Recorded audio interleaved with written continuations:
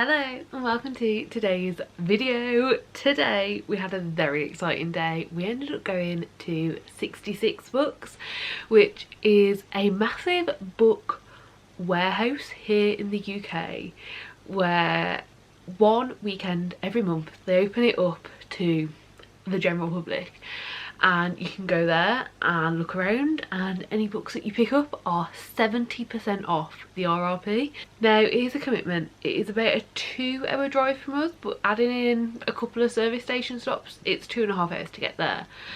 Now we set out early this morning. We left the house at 8 o'clock and we ended up managing to get to the end of the queue and start queuing up at 5 minutes past 11. And we didn't get in till after 2:30. It was almost 4 hours waiting to get in. I don't think it's ever been that bad before. Like, this is a warehouse that's really blown up. It's got really popular. It's all over TikTok. I've made my own TikTok up here. And yeah, it's just very popular with everyone, really. So it's not that surprising, but I'd done quite a bit of research before and the longest queue time I could see was 3 hours, and that looked like when it was at the busiest it got to 3 hours. But when we got there we couldn't even get into the official part of the queue where the barrier is. It was all the way back past another car park. So yeah, we went today, we queued up, and then we ended up spending just over 2 hours in there. Honestly, I could have spent longer in there, but we had to get back for the cats, so we spent a couple of hours in there looking at books and came away with this massive box of them. I'm going to be going through them all and telling you all about them. I honestly don't even know how many that we ended up getting or going with. We essentially went round together for some of it. It's me and my boyfriend Jay who went.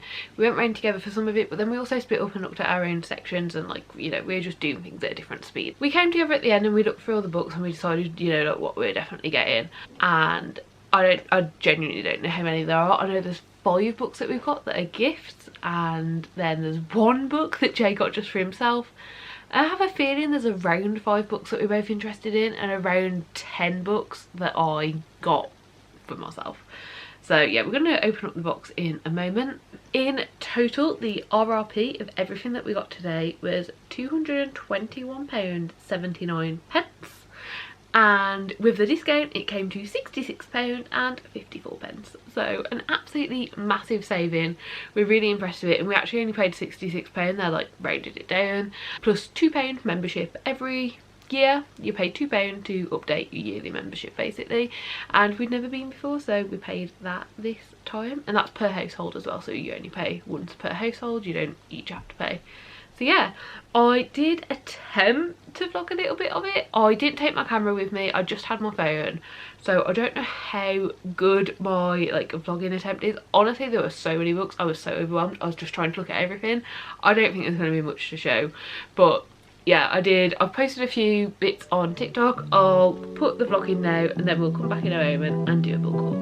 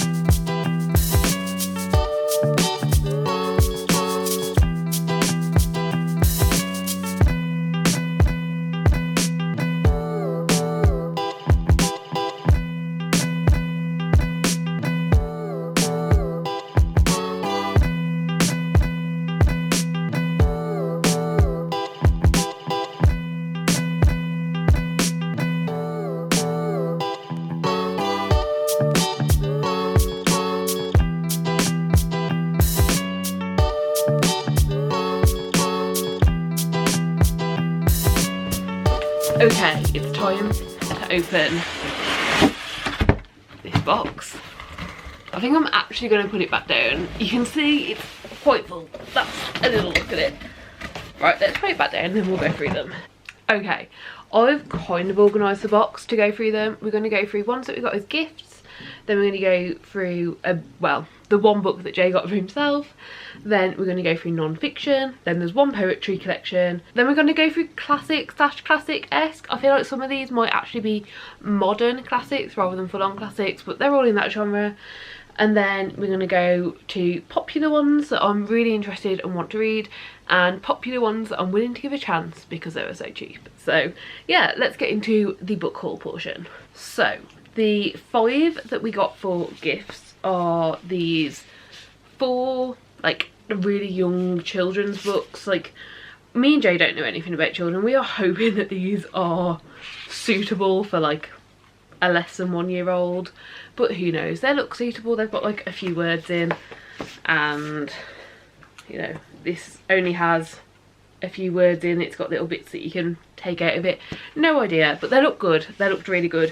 And if you are interested in going, there's so many children's books. Like, they reckon online that about 1/3 of it is kids books. However, because obviously kids books are a lot bigger than, you know, your average book, I reckon it's probably like half the shelf space was like a variety of kids books, from like, you know, like young to probably like ages 10, but a lot of it was that, and there was so many good things in there. So I definitely feel like there's a good selection. That's just not something that we, you know, except for this one time because it's almost Christmas, we decided to grab some. It's not really something that we care about, but yeah, there was a lot of them. I did have a quick look because there are 3 still like kid series that I'm in the middle of from like years past, but there's none of those series there. So I did go down all the aisles, but unfortunately the 3 series that I'm actively reading, there weren't any to grab. And then the other gift that we got was a Green Day photo book that looks really, really cool. It's got loads of pictures in from Green Day, and this was meant to be $18.99, so we got it for like just over a £5, so absolute bargains. All of these, and we started to sort out Christmas presents. So yeah, I am happy with these. I just don't have any personal feelings towards them really. Then Jay picked up The Art of Thinking Clearly. I have no idea what this is about. It's the secret of perfect decision making, according to the back. No idea, but Jay's really excited about it. It's one of the non-fiction brainy books that's been on his radar for a while, and he found it. So yeah, and again, the non-fiction selection was great. As you'll see, there are 5 more non-fiction that we picked up that we are both interested in. So I've seen these introducing series graphic guides going around for a little while. There's loads of them, and there were like 3 massive entire shelves full of these. We decided to only pick up 3 because we haven't given them a try yet, but they really are like graphic guides to these like things. They're like introductions of them. So we've got logic, which the tagline on the back is "the next sentence is false, the last sentence is true." I don't think it's going to be a really, really interesting book, like explaining logic. Am I going to understand it? I don't know, but I'm really intrigued by it. Then we have ethics. Ethics is such an interesting topic. Like, I did quite a bit of like studying of animal studies, and then like zoology and marine biology, and ethics was always such a big thing. No matter what you were doing, there was so much ethics to fill out. So I'm very curious what sort of ethics this is going to go over, how in depth we're going to go. On the back, the tagline bit of this is, "Are humans really selfish and greedy, or generous and kind? Does anyone have the right to tell you what good and bad mean? Is morality about obeying a set of rules or thinking about consequences?" And then the last one we picked up in this series is epigenetics. I know very little about this, but I think it's so interesting and so intriguing. The little tagline on this one is, "Epigenetics is the most exciting field in biology today, developing our understanding of how and why we inherit certain traits, develop diseases, and age and evolve as a species." So yeah, we picked up those 3 little graphic guides. I'm really intrigued by them. Like, they just look so interesting. Like, they're really set out in, well, I mean, what's hopefully an easy to understand way. We haven't actually tried them yet, but those are the 3 that we decided to pick up. Hazarding a guess, I would guess there are about 40 choices there. of this series. So yeah, really impressed with that. Then we also picked up The Precipice, Neoliberalism, the Pandemic and the Urgent Need for Social Change by Noam Chomsky. We do already own one book by Noam Chomsky that I really want to read, and I've actually got two other Noam Chomsky books on my radar. That's actually why I was looking so close for these. There are two books that Noam Chomsky has wrote in collaboration with other people about Palestine, and obviously that is something that I want to educate myself on more than knowing the basics. So I've got quite a lot of Noam Chomsky that I want to read, and this one sounded really interesting. It's essentially a collection of interviews that expose problems about the world today. So intrigued, really want to know more. And yeah, I have started the book that we own by Noam Chomsky. It's called Occupy. It's potentially one of the most famous ones, but I'm not really sure. It's the one that I'd heard of previous to really understanding who Noam Chomsky is, and from what I've read so far, it's so mind-boggling, but in the best way. It's so like intelligent and interesting, and so like effective as introspection. But yeah, still need to finish that one, but now got a second. And then the last non-fiction that was picked up is Sentient, What Animals Reveal About Our Senses. I am very intrigued. There's quite a few like animal biology books that are out there that I am intrigued by. I'm not sure if I'd heard of this one before, if there's another one out there that is very similar. There is a book that I've heard a lot about over the last couple of years to do with animal sentience. This was published in 2021, so it really could be this one. I don't know. But yeah, I'd heard a lot about it. It got nominated for one of the prestigious awards. There's nothing on the cover of this about that, but yeah, I'd heard a lot about it, and it looks like, even if this isn't the exact book, it's covering a lot of the same things. And it's essentially animal sentience, but also what it means to be human. For instance, the peacock mantis shrimp can throw a punch that can fracture aquarium walls, but more importantly, its colour vision is exceptional. The ears of a great grey owl have such unparalleled range and sensitivity that they can hear many decibels lower than the human ear. The star-nosed mole barely fills a human hand, seldom ventures above ground, and poses little threat unless you are an earthworm. But its miraculous nose allows it to catch those worms at astonishing speed, in as little as 120 milliseconds. Each zoological marvel illustrates the surprising sensory powers that lie within us. So intrigued, think it's going to be so interesting. Can't wait to give it a go. Then we have the one poetry collection I ended up picking up. There were quite a few poetry collections there. There wasn't really the space to just stand aside anywhere until we got to the very end and look through them. I didn't want to pick loads up because, like, you know, if you pick books up that you don't want, you need to go and figure out what section they were in and put them back. So the only one I ended up with was Running Upon the Wires by Kate Tempest. I don't know what this is about. I don't know really much about it at all, but I read a few of the poems in here and really liked the sound of them, so I thought I'd pick it up. There were others there. If it was quieter, I probably would have looked more, because there were quite a few more like classicer poetry collections as well, like ones that I'd heard of before, about, you know, like the names that you recognise. But there were newer ones as well, like they've got like Halsey's poetry collection, they've got a couple of other celebrity ones, so yeah, quite a variety. But I'm gonna pick this one up and I'm very intrigued and excited to read it. Then we have the ones that I'm classing as like classic or classic S. I think there's two of these that I'm not sure if they actually count as classics or modern classics, and there's one of these that is technically non-fiction, so like I don't know if it classes as a classic or classes as non-fiction, but that is Why I Write by George Orwell. And the kind of like tagline we have on the front here is: political language is designed to make lies sound truthful and murder respectable, and to give an appearance of solidity to pure wind. It sounds so interesting. It's also part of this Penguin Books Great Ideas series, which I have read at least one of before. Yeah, I've read Virginia Woolf, A Room of One's Own. Is that the only one that I've read? Yeah, it looks like that's the only one that I've read so far, but I really do like this little series and hopefully it has some good things to say. Then we have I, Robot, a classic sci-fi. I know not a lot about this, but I've seen it around loads. I don't want to read the back of it. If you would like to read the back, here you go. You may pause it and read. But essentially this is just one of the classic sci-fi, and I always enjoy, I don't always enjoy reading the classics, but I always enjoy when I read a classic being able to see where the things that are so amazing and enjoyable today, where they came from and where like these ideas have like grown from. So really excited to pick this one up. Then we have A Clockwork Orange. This is one that I just class as like a classic.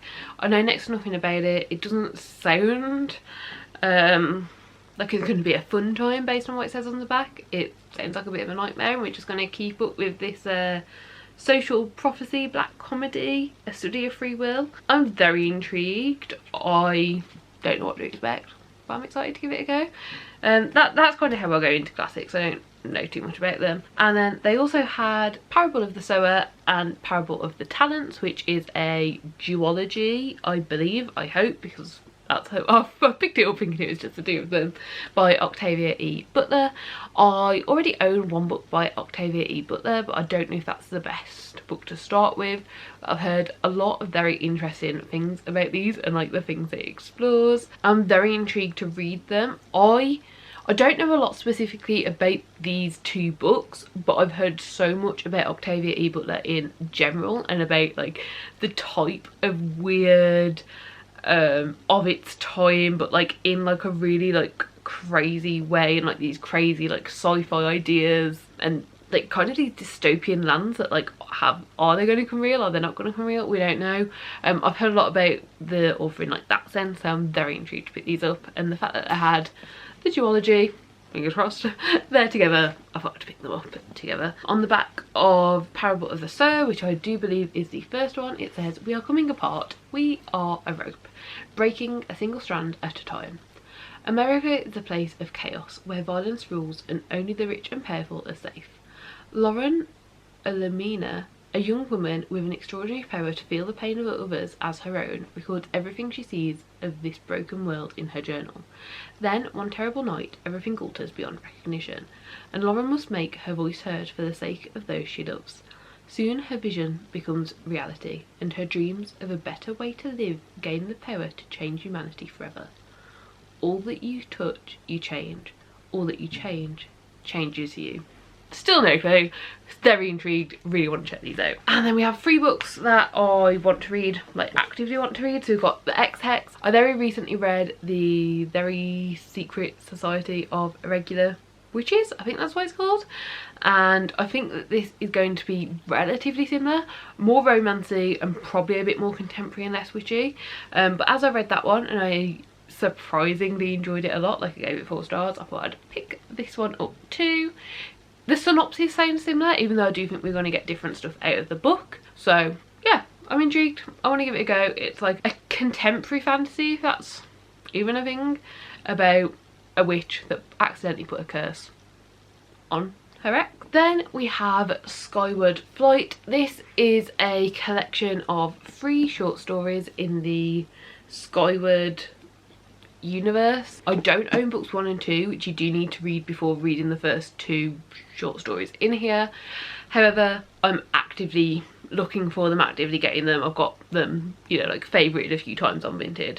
I imagine this might end up being the Brandon Sanderson that I'll start with, but I'm not entirely sure. But yeah, as this was there, it's originally meant to be $10.99, 70% off. I was like, do you know what, let's just grab it. It's in absolutely perfect condition. I mean, all the books are new, but it's in really good condition, and I was just like, yeah, let's go for it.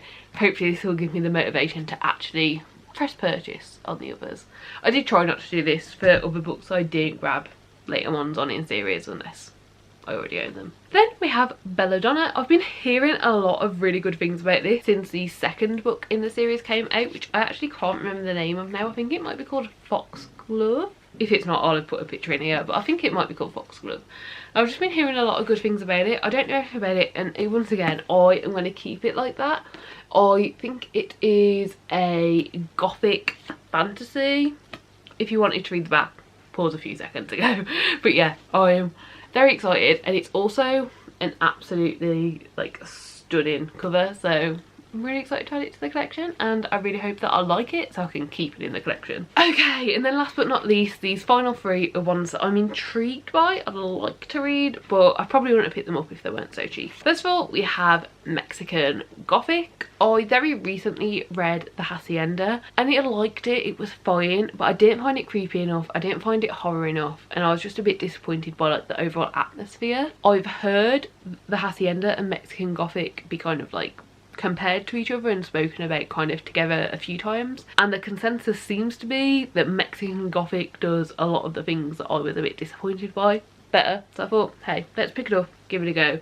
Again, it was £9.99, so it cost like £3, can't complain. Then I also picked up Get a Life, Chloe Brown. If you've been here for a while, you'll know that my contemporary romance reading is a bit shit. The first few books that I read of contemporary romance, the first 2, 3, I really surprisingly enjoyed, and then I kept picking up more and I tried reading them and I haven't enjoyed one since. So I've been creating a list on my phone of contemporary romances that I genuinely 100% think I'd really enjoy. Like, I like the premise of, I like what it sounds like, I think that when I'm in the mood for the contemporary romance, they want something I'm going to enjoy. The Brown Sisters is one of those. This is the first one, Get a Life, Chloe Brown. You can technically read them in any order, my brain doesn't allow me to do that, so I just picked up the first one. They did have the first and the second one there, and they had loads of other books like this that I'd heard of as well, but just none of us I was confident in. But there was a good couple of shelving like hallways full of contemporary romance, so yeah, definitely you can find a lot of these there. And yeah, this is one of them. I have one more on my list. I'd like to get it to 3, maybe 4, and then I'll probably, like, when I'm next in the mood, sit down and like read them all and see how correct I was in thinking I genuinely like them, rather than just picking up any and every and hoping for the best and that I'm gonna like them. And then last but not least, one that could make me cry, and I tend not to pick books up that could make me cry. This is Razorblade Tears. I haven't read the back of it. If you'd like to read the back, here you go. However, what I do know about this is essentially there's 2 men who are gay, they love each other, they're in a relationship, and they get murdered. It's a hate crime, they get murdered. And they're, like, once this has happened, their fathers, who weren't accepting of them when they were alive, come together to hunt the murderer, and along the way kind of realise that they need to accept their sons and who they were. I know nothing else about it. I don't know how it plays out. I don't know the sort of tone. I don't know. I've seen a lot of people cry over this, and that's all I know about it, and I'm very intrigued. I don't know when I'll pick it up. Definitely not anytime soon. I want to be in a very happy, very good headspace for this, because I've heard it's very heavy and it can be a lot. So yeah, that is the final book. I'm going to try and pick these up now. Don't know how that's going to go. Oh.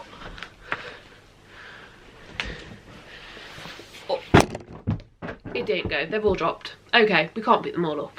Okay, so there are a total of 23 books that we got today, so 66 divided by 23 is £2.87 per book. Can't complain, like literally can't complain. No complaints here at all. I'm so pleased that we went. I will probably go back, but I think we're gonna leave it a while. We looked online and there are a few Facebook comments from like people who work there who kind of said like, if you come and you know you've managed to look at everything, they reckon that every kind of 4 months, if you were to go, you'd see like a noticeable change in the stock. So I'm thinking next summer, maybe like June time, about 6 months, just over, we'll head down again and see what else we can find. But yeah, that is it. That is the book haul. I'm not going to try and pick them up again. Actually, what I might be able to do, I don't know whether this is worth it to try. Here we go. This is all the books, so hopefully you can see them all like that. They're so heavy.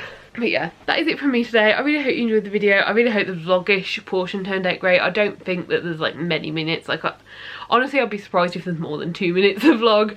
I apologise. It was very overwhelming, but hopefully you still enjoyed this anyway. Please do give the video a like if you liked it. Subscribe down below if you'd like to see more content like this, and hopefully I'll see you next time. Bye!